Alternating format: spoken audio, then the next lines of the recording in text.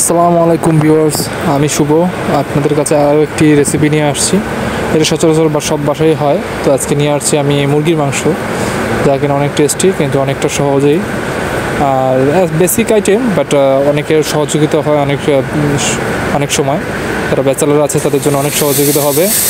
তো আমার ভিডিওটি মনোযোগ সহকারে একটু দেখবেন, আর ভালো লাগলে অবশ্যই সাবস্ক্রাইব করবেন, আর ভালো খারাপ দুটোই লাগুক সেক্ষেত্রে কমেন্ট করে জানাবেন। সেইভাবে আমি পরবর্তী ভিডিওতে সেই ভুলগুলো ঠিক করে আপনাদের সামনে আবার নতুন করে ভিডিও আনবো।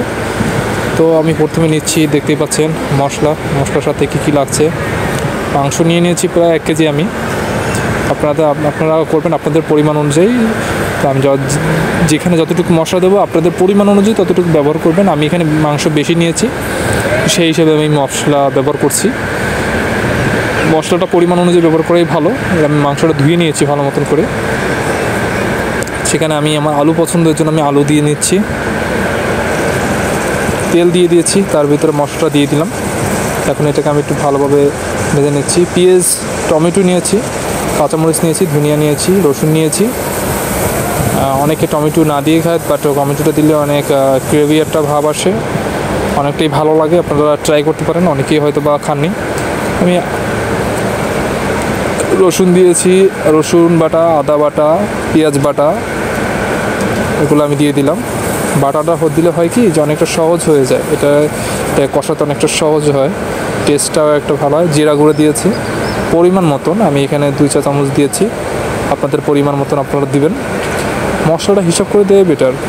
গুঁড়ামরিচ দিয়েছি, গুঁড়োমরিচটা কম খাওয়াই ভালো, কাঁচামরিচ বেশি দিবেন, এতে স্বাস্থ্যের জন্য ভালো। কাঁচামরিচে অনেক ভিটামিন আছে। হলুদ দিয়ে নিলাম 2 চা চামচ, সাথে একটু মুরগির মশলা দিয়ে দিলাম যাতে ফ্লেভারটা একটু গ্রো করে। এটা ভালো মতন আমি কষিয়ে নিচ্ছি। আগুনের তাপটা মিডিয়াম থাকবে। এটা অলমোস্ট টেনে গেছে, পেঁয়াজের পানিটা ছেড়ে দিয়েছে। এর ভিতরে আমি আলু দিয়ে নিলাম, আলুটা আমি কষিয়ে নিচ্ছি। চেষ্টা করবেন কষানোর সময় গরম পানি দেওয়ার। চ্যানেলটি সাবস্ক্রাইব করবেন, প্রতিটা সাবস্ক্রাইব আমার জন্য অনেকটা হেল্পফুল, আমার কাজ করতে অনেক সহযোগিতা করবে। তো আপনাদের একটি সাবস্ক্রাইব করে আমার একটু হেল্প করে দেন, আমি আপনাদের জন্য ভালো ভালো ভিডিও নিয়ে আসবো ইনশাল্লাহ। মাংসটা আমি এখন দিয়ে দিলাম, যেহেতু পেঁয়াজটা আমার কষানো হয়ে গেছে, আলু কষানো হয়ে গেছে অলমোস্ট। তো আমি মাংসটা দিয়ে নিচ্ছি, আপনাদের পরিমাণ মতন আপনার মাংসটা দিবেন,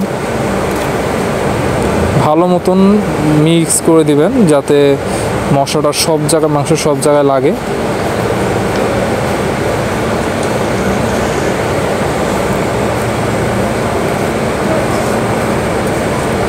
আপনার চ্যানেলটি প্লিজ সাবস্ক্রাইব করে দেবেন, লাইক করে দেবেন, কমেন্ট করবেন, ভালো খারাপ যেটাই হোক না কেন। আপনাদের একটা সাবস্ক্রাইব আমার জন্য অনেক হেল্পফুল, আমার কাজ করতে দৃঢ়তা বাড়াবে। তো চ্যানেলটি সাবস্ক্রাইব করবেন। মাংসটা আমি কষিয়ে দিয়েছি, আমি ভালো মতো কষিয়ে দিয়েছি। পোলট্রির মাংস যেহেতু আপনারা সেভাবেই কষাবেন, এটা এমনিতেই নরম। তো আমি এটাকে ভালো মতন কষিয়ে নিচ্ছি। দেখতেই পাচ্ছেন আমার রান্না শেষ, কালারটা দেখেন অনেক সুস্বাদু। তো সবাইকে ধন্যবাদ।